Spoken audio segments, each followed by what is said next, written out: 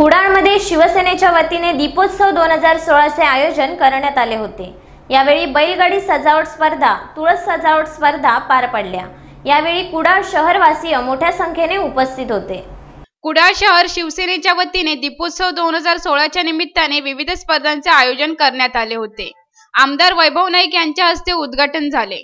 रांगोळी, आकाशकंदील, बैलगाडी सजावट, सुदृढ बैल चालण्याची स्पर्धा व तुळस सजावट अशा विविध स्पर्धांचा समावेश होता। या स्पर्धेत मोठ्या संख्येने कुडाळवासीय सहभागी झाले होते। उपजिल्हाप्रमुख अभय शिरसाट तसेच शिवसेनेचे नगरसेवक व शिवसेनेचे पदाधिकारी मोठ्या संख्येने यावेळी उपस्थित होते।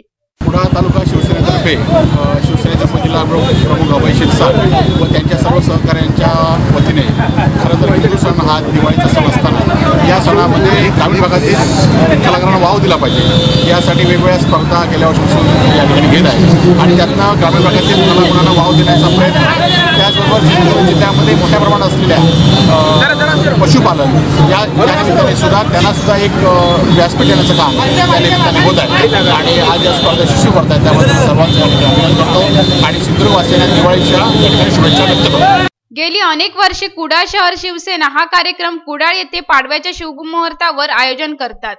कुडाळात बैलगाडीच्या स्पर्धेने शहरात येणारी एक आगळीवेगळीच रौनक असते। सिंधुदुर्ग जिल्हा हा शेतीपूरक जिल्हा असून जिल्ह्यातील शेतकऱ्याचे बैलगाडी सजावट व सुदृढ बैल स्पर्धा आयोजित करून शेतकऱ्यांचे मनोदय वाढवण्यासाठी शिवसेना प्रयत्न करत आहे।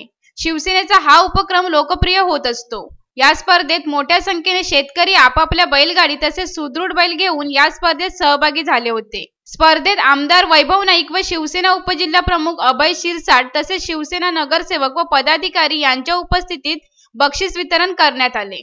नाना लाड, कोकण नाऊ, कुडाळ।